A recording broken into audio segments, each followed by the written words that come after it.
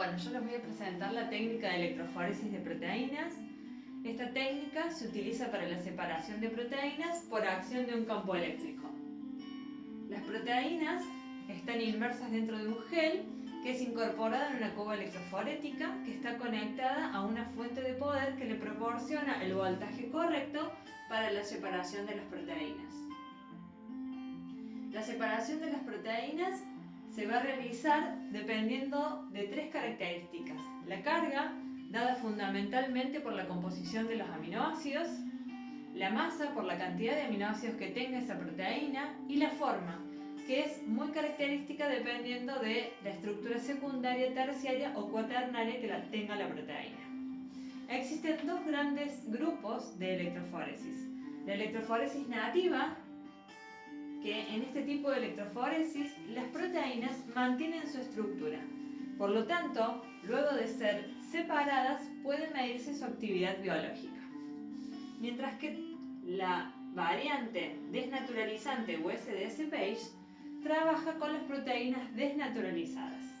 La desnaturalización ocurre por la acción de tres agentes: el calor, el agregado de un detergente como lo es el SDS, que además de contribuir con la desnaturalización, carga negativamente a las proteínas, de tal modo que todas van a quedar con carga negativa y van a migrar al polo positivo. Por lo tanto, ya las cargas de una proteína no es una variante que interfiera en la separación. Además, por agentes como el beta-mercaptoetanol o el DTT, pierden su estructura terciaria y cuaternaria y también la secundaria, por lo tanto solamente nos queda la primaria, obteniendo proteínas lineares. Por lo tanto, las proteínas solamente se van a separar por su peso molecular. ¿Cuáles son los componentes? El componente que utilizamos como soporte es un polímero de poliacrilamida, formado por acrilamida y bisacrilamida, que van a formar una red tridimensional que va a funcionar a modo de tamiz. Este soporte va a estar inmerso en un sistema buffer formado por trisclorhídrico que va a proporcionar los pH correspondientes. Este polímero se va a formar por un agente de entrecruzamiento y un propagador de polimerización, uno es el persulfato de amonio y el otro es el TEME. Y además tenemos que tener en cuenta que las muestras proteicas van a tener, además de su componente proteico, el SDS, que carga las proteínas negativamente, el glicerol, que le va a otorgar densidad a la muestra, y el azul de bromofenol, que nos va a ayudar a visualizar el frente de corrida para determinar cuándo la electroforesis debe ser terminada. El sistema de SDS es un sistema discontinuo, se le llama así porque tiene dos tipos de geles. El gel superior, o de apilamiento, tiene como función concentrar y ordenar las muestras. Las muestras son depositadas en los pocillos que tiene en la parte superior y luego de este gel de apilamiento, las proteínas entran en el gel resolutivo, el cual tiene como función resolver justamente según el tamaño a las proteínas.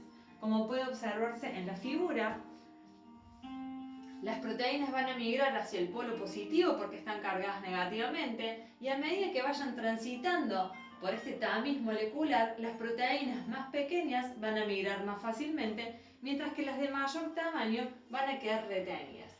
Esto hace que esa separación se base en el tamaño que tienen las proteínas.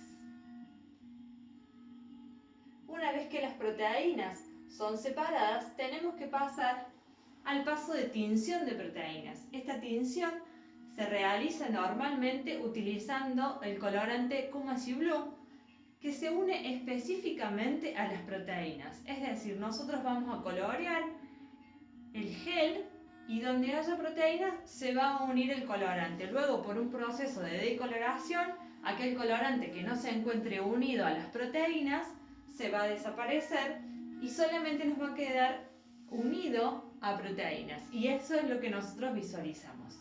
La otra tinción que se puede hacer es la tinción con plata, que es mucho más sensible, pero también es sensible a las interferencias. Una vez que nosotros tenemos la tinción del gel, podemos pasar al siguiente paso, que es la estimación del peso molecular de una proteína.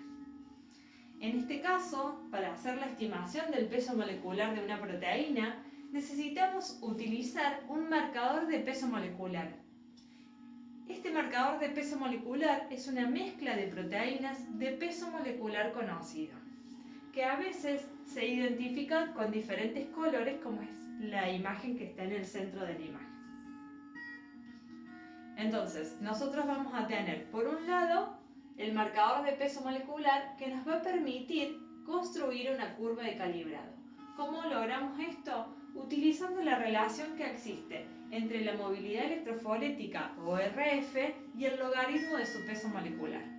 Nosotros podemos calcular este RF o movilidad electroforética si nosotros sabemos cuál es la distancia que recorre una proteína desde el punto de siembra dividido la distancia desde el punto de siembra hasta el frente de corrida.